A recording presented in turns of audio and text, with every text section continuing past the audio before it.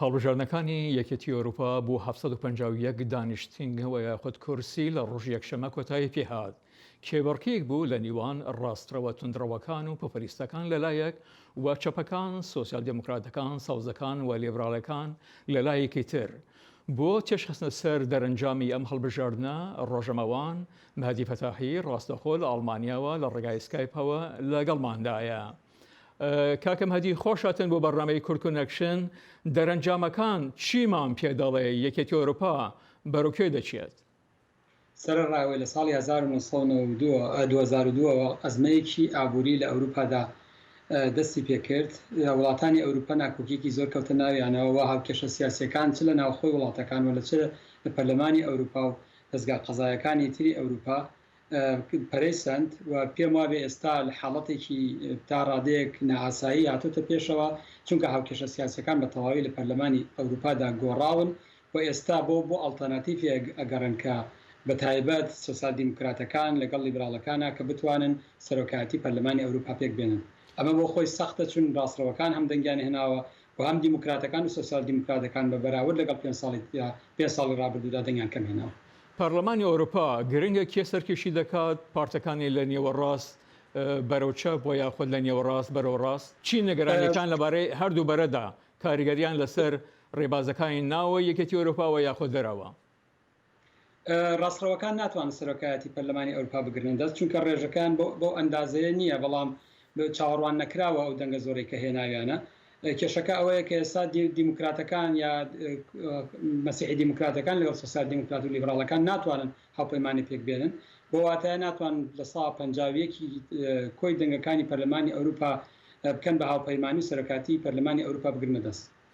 یەکێتی ئەوروپا بۆ پێی لە زۆری وڵاتە پێشەسازی دیموکراسیەکانی جیهان پێک هاتووە چه قورساییەکی هەیە لە ئاستکێشەکانی ئەمڕوو جیهان و بەتایبەت کورد؟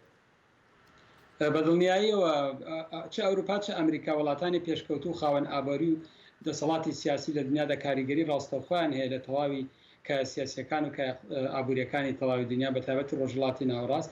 ئێمەش وەکو کورد وە کورد لە جیهاندا بەتایبەت لە ئەوروپادا هەمیشە چاویان لەو حزبانەیە کە پێیان وایە ئەتوانن کاریگەریان لەسەر بارودۆخی سیاسی و ئایندەی خەڵکی کورد دەبێت. کاکە مەهدی کوردی تاراوگە بە ژمارەیەکی زۆر کەم خۆیان گەیاندوێتە پەرلەمانی ئەو وڵاتانی تێدا دەژێن و یاخود پەرلەمانی ئەوروپا ئەمانە تا ئێستا چ ڕۆڵێکیان بینیوە یاخود لە ئایندەدا دەتوانن ببینن؟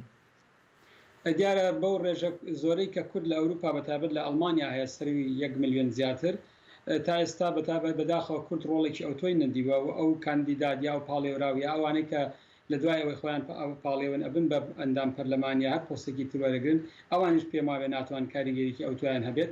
لە ڕاستیدا بێ واقعەن ئێمە قسە بکەین لە کۆتاییدا ئەو فراکسیۆنانە یا و پارتە سیاسیانە لەسەر ئەساسی بەرژەوەندی بڕیارە دەن و هەنگاوانن.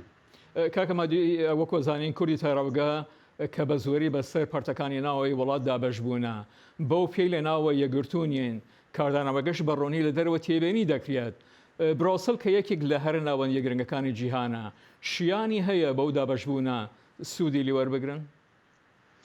خۆی لەبیرم چ ئەوە باس بکەم پەرلەمانی ئەوروپا لەم کاتەدا چەند ئەرکێکی زۆر سەختی لەبەردەمایەوە چەند بابەتێکی هەڵوەسراویش ماوەتەوە یەکیان ئەوەیە کە بەریتانیا کە بچێت لە دەرەوە یەکێتی ئەوروپا دووهەم ئەوەیە کە باسکەکان یا کەتەلۆنیای ئیسپانیا ئەویش هەر باڵەوە هەسڵایی ماوەتەوە.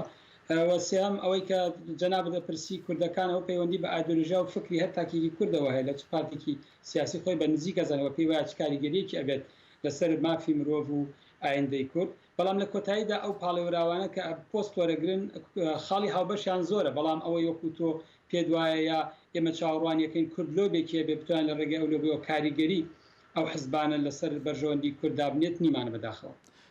کاگەم هەیدی دیارە لە ئەڵمان خانمێکی کورد هەڵبژراوە پەرلەمانی ئەوروپا و هەروایەکێکیش لە سوی تاوەڕادێن وزانم ئەمانە ڕۆڵی ئەمانە چییە بە تایبەتی بەرامبەر بە کێشەی کورد؟